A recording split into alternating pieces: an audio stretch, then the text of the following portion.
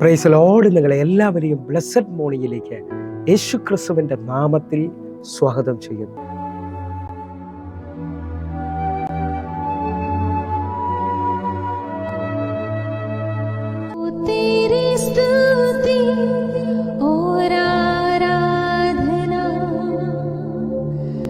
करता हूँ मैं तुझसे प्रार्थना, महिमा से तेरी तू इस जगह को भर, जो भी तू चाहे तू यहाँ पर कर। हालेलुया,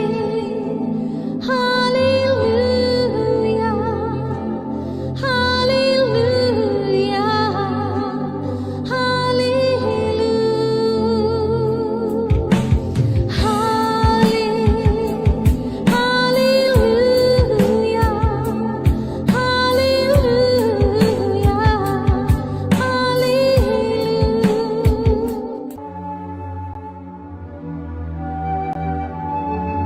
പ്രിയരെ, അനുഗ്രഹിക്കപ്പെട്ട ഒരു പ്രഭാതം കൂടെ നമ്മുടെ ജീവിതത്തിൽ അനുവദിച്ചു തന്ന വലിയവനായ ദൈവത്തെ നമുക്ക് ഒരുമിച്ച് ചേർന്ന് നന്ദി പറയാം. എത്ര പേർ പറയും, ഞാൻ നിന്നതല്ല, എൻ്റെ ദൈവം എന്നെ നിർത്തിയതാണ്?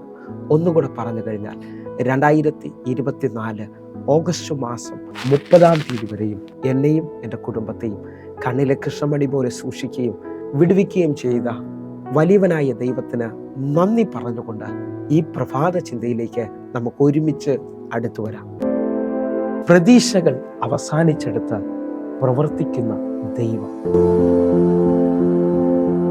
പ്രിയരെ, പ്രാരംഭവാക്യത്തിലേക്ക് അപ്പോസ്തല പ്രവൃത്തികളുടെ പുസ്തകം 12-ാം അധ്യായം അതിന്റെ 11-ാമത്തെ വാക്യത്തിലേക്ക്. പത്രോസിന് സുബോധം വന്നിട്ട് കർത്താവ് തന്റെ ദൂതനെ അയച്ച് ഹെരോദാമിന്റെ കയ്യിൽ നിന്നും യഹൂദ ജനത്തിന്റെ സകല പ്രതീക്ഷയിൽ നിന്നും എന്നെ വിടുവിച്ചു എന്ന് ഞാൻ ഇപ്പോൾ വാസ്തവമായി അറിയുന്നു എന്ന് അവൻ പറഞ്ഞു.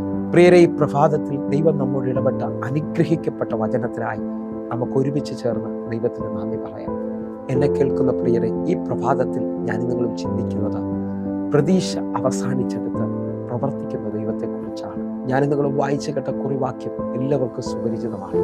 പത്രോസിനെ ഹെരോദാവ് കാരാഗ്രഹത്തിൽ ആക്കിയിരിക്കുകയാണ്. യാക്കോബിനെ കൊന്ന ശേഷം യഹൂദ ജനത്തിന് അത് പ്രസാദമായെന്ന് തോന്നിയിട്ട് പത്രോസിനെയും കൂടെ കാരാഗ്രഹത്തിൽ പിടിച്ചിരിക്കുകയാണ്. അടുത്ത ദിവസം ഹെരോദാവ് പ്ലാൻ ചെയ്തിരിക്കുന്നത് പത്രോസിനെ അവസാനിപ്പിക്കാൻ വേണ്ടിയാണ്. യഹൂദ ജനം മുഴുവൻ പ്രതീക്ഷിക്കുന്നത് പത്രോസിന്റെ അവസാനമാണ്. എന്നാൽ തന്റെ ഭക്തന് വേണ്ടി അന്ന് രാത്രിയിൽ ദൈവത്തിന്റെ ദൂതൻ ഇറങ്ങി കാരാഗ്രഹത്തിന്റെ വാതിലുകൾ തുറന്ന് തന്നെ പുറത്തു കൊണ്ടുവരുന്നത് കാണാൻ കഴിയും. ഈ പ്രഭാതത്തിൽ എന്നെ കേൾക്കുന്നവരെ, നിങ്ങളും ജീവിതത്തിലെ എല്ലാ സാധ്യതകളും അവസാനിച്ചു, ജീവിതത്തിൽ ഇനി വഴിയില്ല എന്ന് പറഞ്ഞാണ് എന്നെ കേൾക്കുന്നതെങ്കിൽ ഇന്നും ദൈവത്തിന്റെ കരം നിങ്ങൾക്ക് വേണ്ടി ചലിക്കാൻ പോവുകയാണ്. ഒരു സാധ്യതയില്ലെന്ന് പറയുമ്പോൾ നിങ്ങളുടെ തലമുറയുടെ വിഷയത്തിനകത്ത്, ഒരു സാധ്യതയുമില്ലെന്ന് പറയുന്നത് നിങ്ങളുടെ ജോലിയുടെ വിഷയത്തിനകത്ത്, ഒരു സാധ്യതയുമില്ല എന്ന് പറയുന്ന നിങ്ങളുടെ കുടുംബ വിഷയത്തിനകത്ത് എൻ്റെ കർത്താവ് ദൂതനെ അയച്ച് നിങ്ങൾക്ക് വേണ്ടി വഴി തുറക്കാൻ പോവുകയാണ്. വിശ്വസിക്കുന്നവരുണ്ടെങ്കിൽ എൻ്റെ കൂടെ ഈ സമയത്ത് പ്രാർത്ഥിക്കണം. ഇതേപോലെ തന്നെ ഒരു വചനഭാഗം നമുക്ക് കാണാൻ കഴിയും. വിശുദ്ധ ലൂക്കോസ് എഴുതിയ സുവിശേഷം 7-ാം അധ്യായം അതിന്റെ 12-13 വാക്യങ്ങൾ. അവൻ പട്ടണത്തിന്റെ വാതിലോട് അടുക്കപ്പോൾ മരിച്ചുപോയ ഒരുത്തനെ പുറത്തു കൊണ്ടുവന്നു. അവൻ അമ്മയ്ക്ക് ഏകജാതനായ മകൻ, അവളോ വിധവയായിരുന്നു. പട്ടണത്തിലെ ഒരു വലിയ പുരുഷാരം അവളോടുകൂടെ ഉണ്ടായിരുന്നു. 13-ാമത്തെ വാക്യം. അവളെ കണ്ടിട്ട് കർത്താവ് മനസ്സലിഞ്ഞ് അവളോട് കരയണ്ട എന്ന് പറഞ്ഞു. അവൻ അടുത്തു ചെന്ന് മഞ്ചം തൊട്ടും ചുമക്കുന്നവർ നിന്നു. പ്രിയരെ, വായിച്ചു കേട്ട വാക്യം എല്ലാവർക്കും സുപരിചിതമാണ്. വിധവയ്ക്ക് ഏക മകനായിരുന്നു, അവനും മരിച്ചുപോയി. അവളുടെ പ്രതീക്ഷ എല്ലാം അവസാനിക്കുന്നു.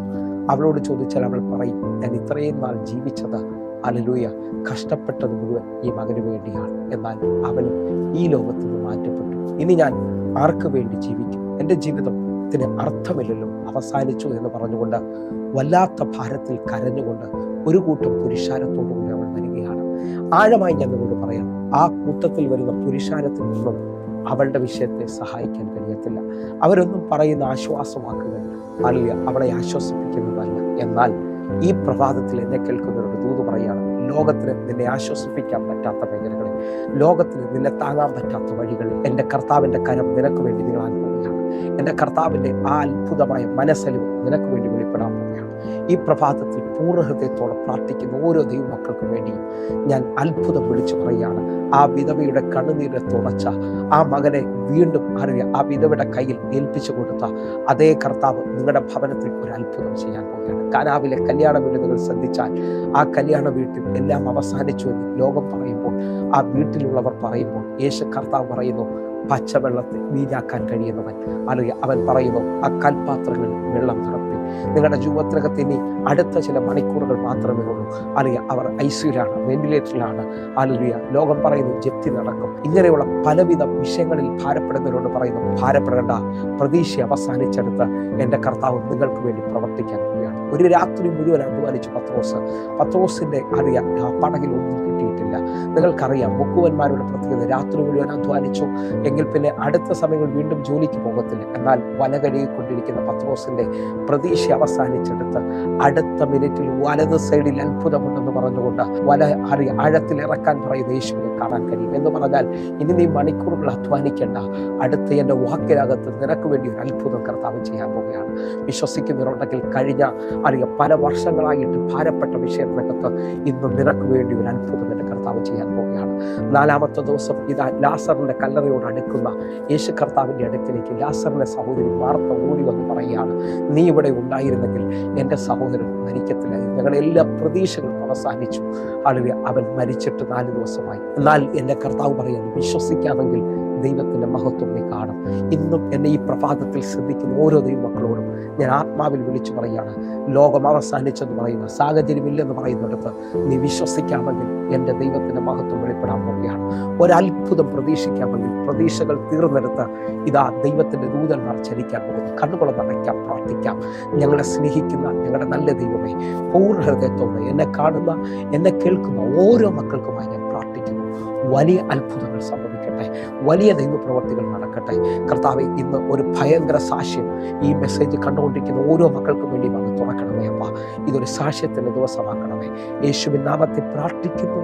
ആമേൻ, ആമേൻ. പ്രിയരെ, പ്രഭാത സന്ദേശം നിങ്ങൾക്ക് അനുഗ്രഹമാകുന്നുവെങ്കിൽ നമ്മുടെ യൂട്യൂബ് ചാനൽ സബ്സ്ക്രൈബ് ചെയ്യുകയും ഈ ലിങ്കുകൾ നിങ്ങൾ മറ്റുള്ളവരിലേക്ക് ഷെയർ ചെയ്യുകയും ചെയ്യണമെന്ന് ഓർപ്പിക്കുന്നു. അതേപോലെ ഫേസ്ബുക്കിലേക്ക് നിങ്ങൾ ജോയിൻ ചെയ്യണമെന്ന് ഓർപ്പിക്കുന്നു.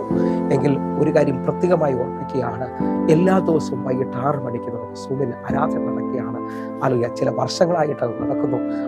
ആയിരങ്ങൾക്ക് അത് അനുഗ്രഹമായി തീർന്നു. നിങ്ങളെ ഞാൻ ക്ഷണിക്കുന്നു, ഉറപ്പായും നിങ്ങൾ ഈ മീറ്റിങ്ങിലേക്ക് കടന്നു വരണമെന്ന് ഓർപ്പിക്കുന്നു. കൂടുതൽ വിവരങ്ങൾക്ക് ഈ കാണുന്ന നമ്പറിലേക്ക് വിളിച്ചാട്ടെ. കർത്താവിന്റെ വലിയ കരം നിങ്ങൾക്ക് വേണ്ടി വെളിപ്പെട്ടെ. God bless you. ആമേൻ.